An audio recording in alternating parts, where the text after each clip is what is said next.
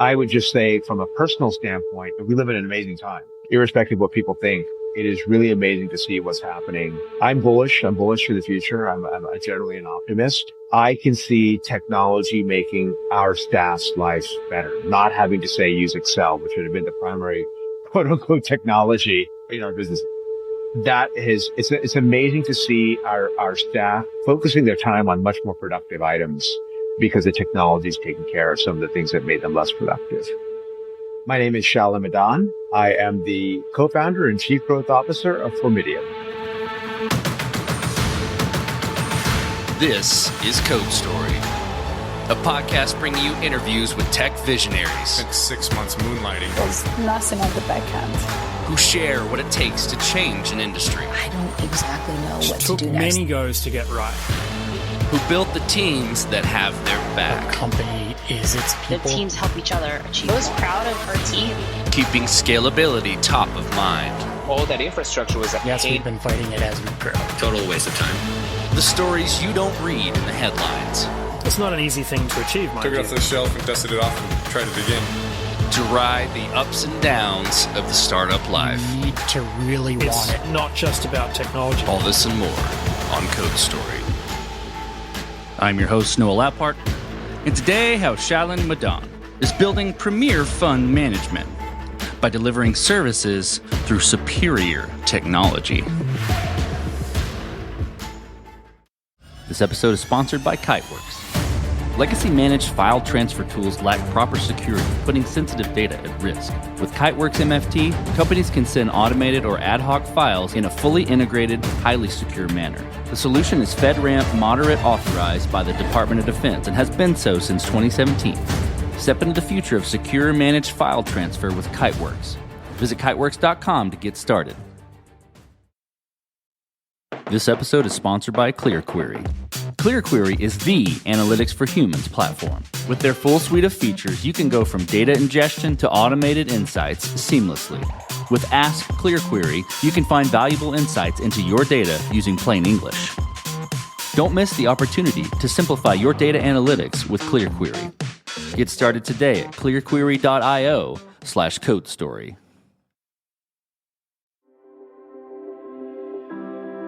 Shalin Madan immigrated to the U.S. when he was 6 years old. He spent 20 years in the financial markets, of which he got into when he was a teenager. His first and best memory of the industry is when Netspace IPO'd, and the stock went up 300% in the first day. Outside of finance and tech, he enjoys cooking, frequents the gym, and loves to travel. He's also a learner, studying philosophy, relationships, and of course, the macroeconomy. Shalin found himself frustrated with working for others, which drove him into entrepreneurship. When he came across his current venture as a client, he invested in the firm, became part of it, and eventually became the last co-founder in a company administrating funds with cutting-edge technology. This is the creation story of Formidium. Formidium is a fund administrator and its core business, but it's also a technology-enabled service provider. We got started in the fund administration business, and for those who don't know what fund administration is, effectively any type of investment fund, be it a venture capital fund, a hedge fund, a real estate fund, a crypto fund, they need accounting, and that's what a fund administrator provides. I ran into Formidium as a client, actually one of the first clients, and it was named, I had a different name back then, by the way. And I needed these services, and I had my own hedge fund. I launched my own hedge fund in 2017. It was a quantitative global macro fund. We often think about technology. We often think about investing, the kind of the more glamorous parts of the business, but then we don't realize that we actually need accounting. And some of the accounting use cases in a world of technology have become tremendously complex. And that's what Formidium seeks to solves. And I was quite interested in it, particularly with the ability to steer a firm. Having been a working stiff for many years, I was getting a little frustrated with the people that I worked for. That was the reason I became an entrepreneur as part of it. I had been fortunate enough to at least have some savings and some risk appetite that I could plunge, and to be blessed with having good partners and smart partners and a unified vision and be able to execute on that vision was tremendously appealing. I invested in the firm. I became an advisor to the firm, senior advisor. And eventually they asked me to be a co-founder and was invited as the last co-founder and the chief growth officer of the firm.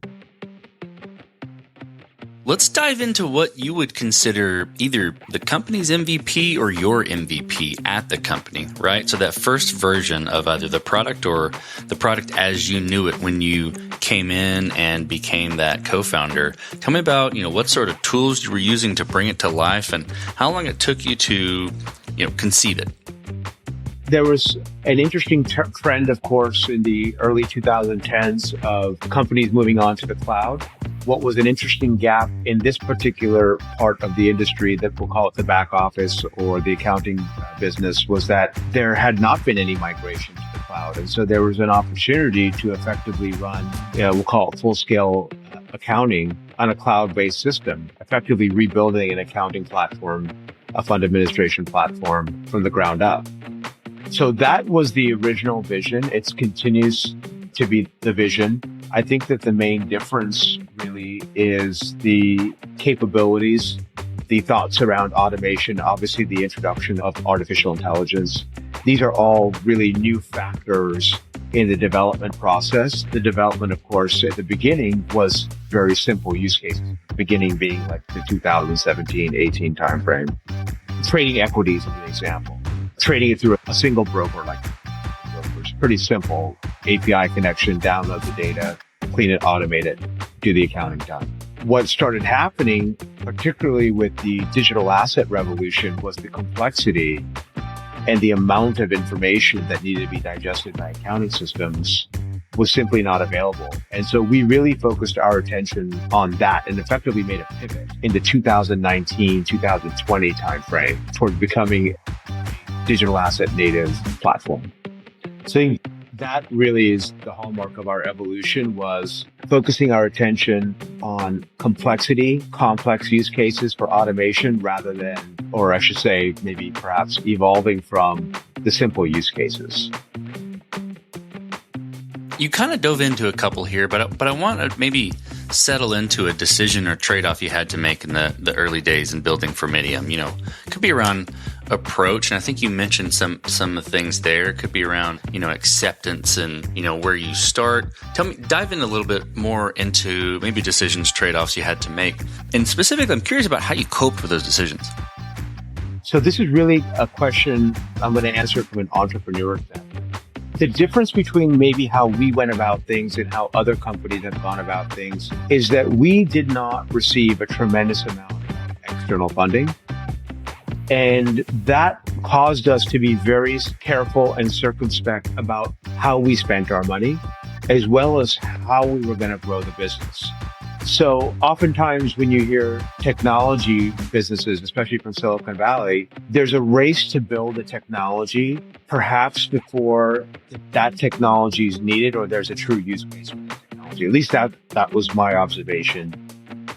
We had a service side to the business as well. And so the trade-off that we had to make, particularly in 2020, 21, 22, which was an absolute boom year, of course, for many companies, was automation or taking in business and basically using a technology-like process, if you want to call it that.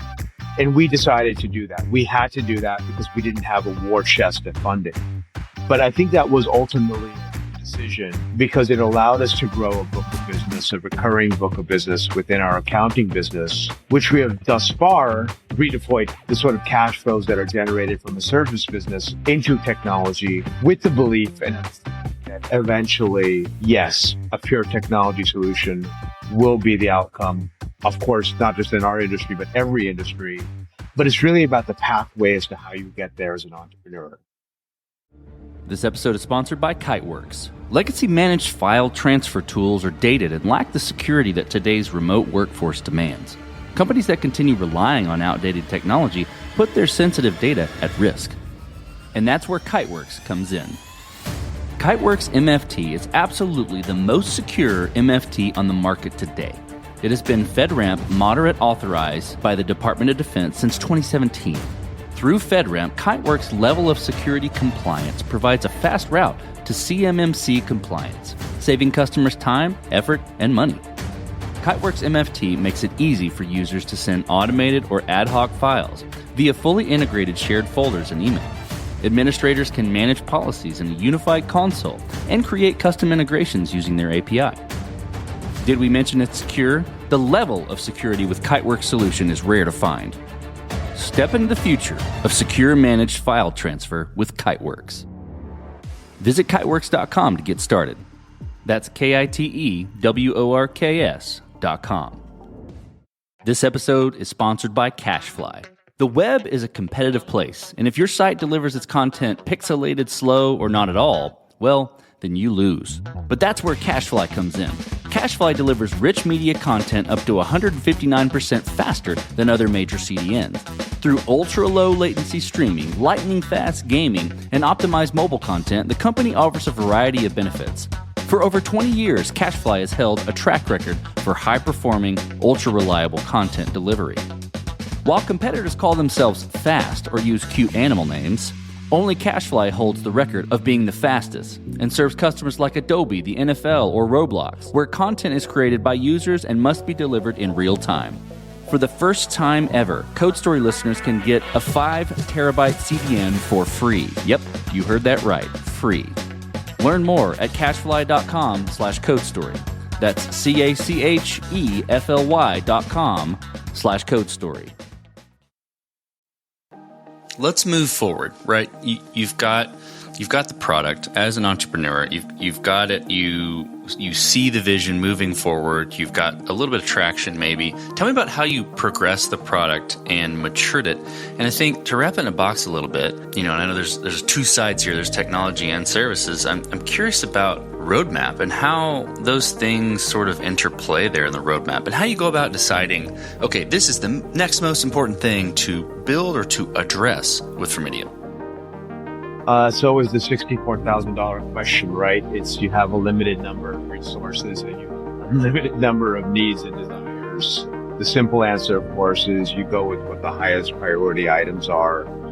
There is a tendency with a lot of firms and who have vision, I think, to want to build lots of products, and think that would be lying, perhaps, if I didn't say that we were guilty of that as well. But I think that as the company matures, as your vision matures, as your product matures, you really begin to focus on that product and making it better. And that's really what we've been doing. I also believe that, and we have evolved our processes as well along this line, is that really pairing the engineering team and the people who actually do the work, not just on a kind of an electronic email distribution basis, but literally physically in the firm. Pairing those people together, the people who are building the engineering and the automation around the people who actually do the work. I think that has been vitally important in terms of accelerating our goals around automation. So I hear you talking about we and how we do these things. Tell me about how you built your team, and what do you look for in those people to indicate that they're the winning horses to join you? So we have a fairly distributed team globally. In North America, we have a home office in Chicago, but we have people all over the country. And then we have people in Singapore, and we have a main office center in India.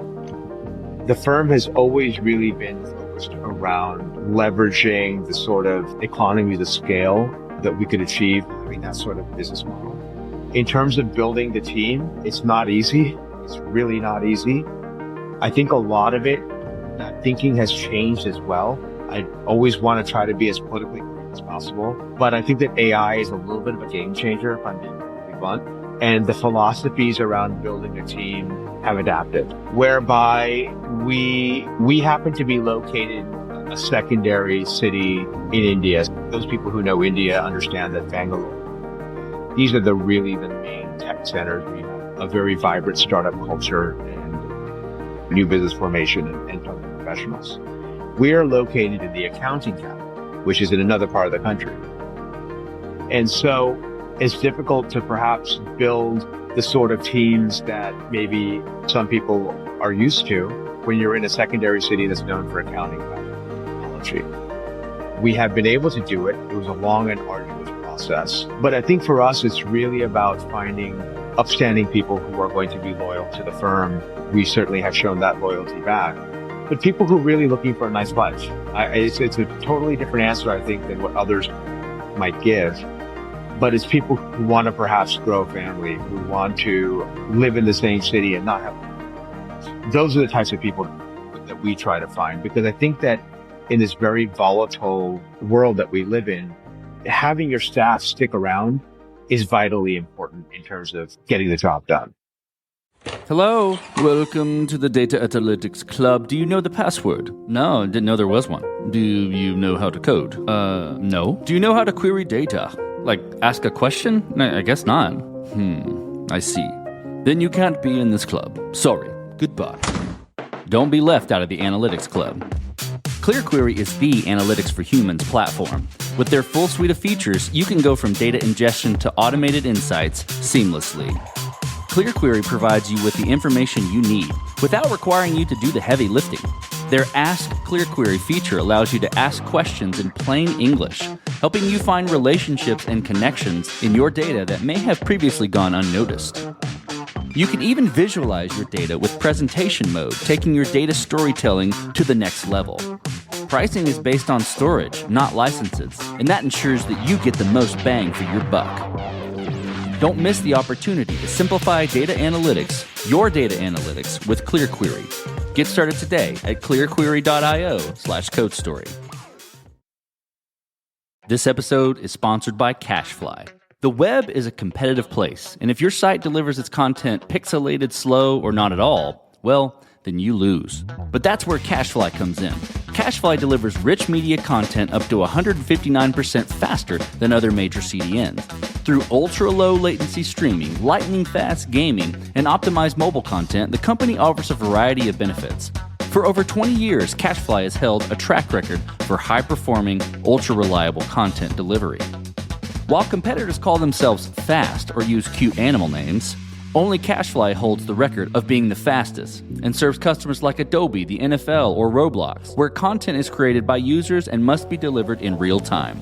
For the first time ever, CodeStory listeners can get a 5 terabyte CDN for free. Yep, you heard that right, free. Learn more at cashfly.com/codestory. That's CACHEFLY.com/codestory. So this will be interesting. Given there's two sides to Formidium, I'm curious about scalability, and I'm just going to ask it sort of plainly and let you take it away. Was Formidium built to scale from day one, either from a product perspective or from a services perspective, or have there been areas where you've had to fight it as you've grown? It's always been built to scale. One of the questions and criticisms that we got early on from venture capitalists was they didn't believe in scale. And to give you a sense of how our business has grown, we effectively saw 2,000% growth between the years 2020 and, say, call it mid-2022. And we increased our staff at that time tremendously as well. And that goes back to the point, do you turn down business in order to basically pump your chest and call yourself a technology firm? Or do you take perhaps a more pragmatic approach and you take on business? Do you increase staff, perhaps not look like what people think of a technology firm should look like, but then use that as your core foundation to build? So in other words, service expertise, tech team alongside, parlay the service expertise into the technology. And that's the approach that we took, partly by necessity, right? If you don't have outside funding, you have to fund your operations one way or another. It has always been our goal to scale. It's always been our goal to be the quote unquote Amazon of our business, to offer services to the guy who has a $500,000 special purpose vehicle that he wants to invest in, say, SpaceX, or to service a multi-billion-dollar venture fund. That's always been our business model. And the only way we knew we would get to that point is through a technology solution. It's like building a house, right? First you build the foundation, you put the frame up, and then you start putting the bricks or whatever your siding is, and you build it. And that's exactly how we built this company. Again, not without turbulence. It's been a rather turbulent time, I would say, especially the last couple of years. but we've still through that been able to grow. Thank God. I think that the introduction of a lot of the tools that we brought on with respect to the technology has allowed us to take on more business and make our existing staff much more efficient. I would just say from a personal standpoint, we live in an amazing time, irrespective of what people think. It is really amazing to see what's happening. I'm bullish for the future. I'm generally an optimist. I can see technology making our staff's lives better, not having to say use Excel, which would have been the primary quote unquote technology in our business. It's amazing to see our staff focusing their time on much more productive items because the technology is taking care of some of the things that made them less productive. As you step out on the balcony, you look across all that you have built with Formidium. What are you most proud of? The fact that we were able to build this firm from the ground up, almost completely bootstrapped, which I think in this day and age is almost unheard of. And when I say build it as a leader in fund administration, but in particular, the most complex areas of accounting, which in this case is crypto. We are absolutely considered the leader in that space from a technology and know-how standpoint. I'm super proud of that. I'm super proud of that I was able to participate in a hyper-growth situation. I've never been in a hyper-growth situation as either an employee or let alone a founder. And to be able to navigate, only have a few bruises and a few cuts and nicks after that in terms of the indigestion that inevitably occurs. I'm super proud of that. We are going to be around, touch wood, in a few years. And think like a rocket ship. When you're starting a business, you have to escape the atmosphere in order to get into space and to your momentum kind of feed on itself, I should say. If you don't, by the way, you come crashing back into the ground, which is what happens with a lot of businesses. I'm proud that we have escaped the atmosphere in business parlance. Let's flip the script a little bit. Tell me about a mistake you made and how you and your team responded to it. During COVID, it was extremely difficult to find people, hire people, and I think our process, we didn't really have much of a process. It's pretty much, are you interested in hiring? Okay, come on board. We ballooned the firm to a pretty large number of people. We hired 1,000 people in the span of 18 months. I don't even know how that's possible when I think about it, but we did it. If you recall, COVID was bad enough in the United States, everything that was going on, but it was actually exponentially worse around the world. So we hired way too many people. Whether you have automation or not, we didn't have a grasp of our numbers. The last few years have been a process of rationalizing and reconciling that mistake. I guess I like to say that 2 wrongs don't make a right. You have to basically correct a wrong, and it is what it is. And you take responsibility for it. But where we are today, and I think this is why everybody should be rather bullish, is that it doesn't matter, like at this point for us, how much automation there is. We need people. We need people to develop. We need people to service. We just need people in terms of where our staffing levels are. I'm very happy with how we've been able to optimize technology, our staffing, our business in general, and get past that mistake. I'd also mention that when you are early in a business, you will make a lot of mistakes and your reputation can suffer, frankly, for a couple of years. I remember back in the 90s, back in 95, 96, you would try to call AOL, America Online, by modem, and it would always be busy and you'd never be able to get on. They lost a lot of customers. I remember I had to quit AOL and go to somewhere else because I literally couldn't get through. So in some ways, the company's success can be a turnoff because people who might want to use your service can't use your service or they're not getting the service that perhaps they wanted in the first place because you're just so busy. Obviously not done intentionally. This is what it is. So I think that we've been able to rectify those mistakes and get past that. And I'm very proud of that. So this will be super fun to hear the passion in your voice, the excitement. What does the future look like for Formidium, the product side, the service side, and for your whole team? The product side is that the next evolution of Formidium is, so if you are a company that has built internal software to service your own needs, ostensibly there is a market for others to now use your software. that is the evolution of being a service company to actually selling your technology to your quote unquote competitors. In other words, we are perfectly willing to have a separate service business, separate out our technology as a separate entity and sell it to people who might otherwise compete with us. So I think that's the most exciting part of our evolution, is we think that we're at a point now where our technology is very saleable, primarily because it can be used for complex use cases in the accounting world. But we've also built it, just as you very well know, and is just building something that can be put for sale and is usable, actually usable, not just a nice UI. That's powerful. That's the vision. The vision is to continue what we're doing and start redeploying our resources into kind of the sales and the marketing, our software to our peers. I also think that because of the leaps and bounds that we have made in our technology, I think that having disparate solutions in firms with different technologies, it might not make as much sense. It might make more sense for us and others to entertain ways to work together closer, perhaps joint ventures and mergers, and utilizing this technology stack that we have spent a lot of time on and spent a lot of money on and worked on very hard, and having what I call a unified brain to run services that are effectively the same across our industry. We're all trying to sell accounting. So why do we have disparate platforms, particularly when we have this one platform that is a unified solution? You don't need to piecemeal 3 different applications together, cobble something together. We have a unified solution that it lends itself to having a bigger firm. That kind of answers, hopefully, as well, that previous question you asked about scalability. I think that is, the definition of scalability, when you can just simply staple on somebody else and use your existing infrastructure.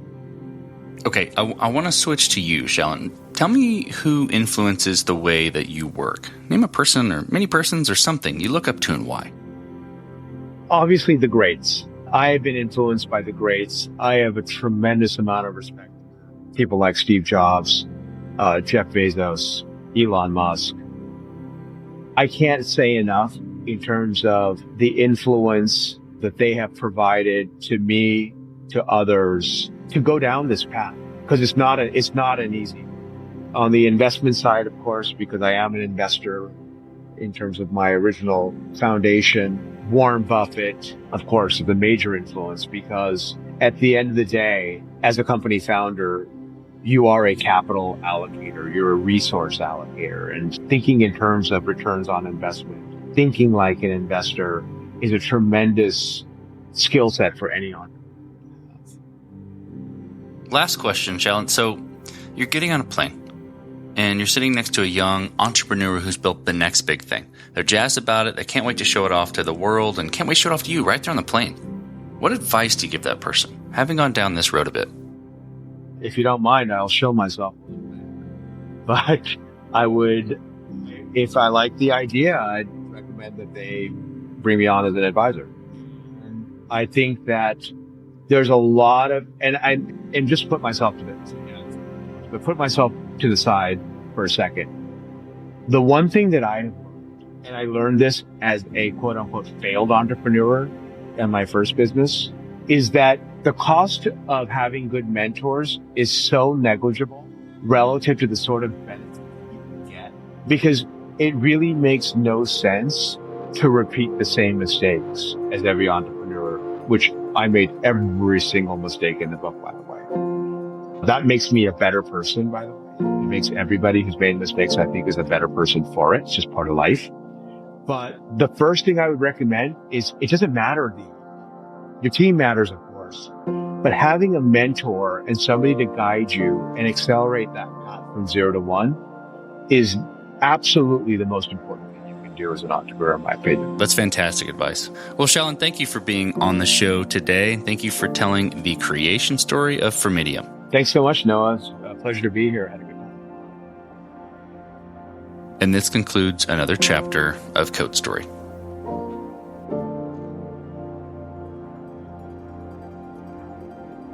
Code Story is hosted and produced by Noah Labhart. Be sure to subscribe on Apple Podcasts, Spotify, or the podcasting app of your choice. And when you get a chance, leave us a review. Both things help us out tremendously.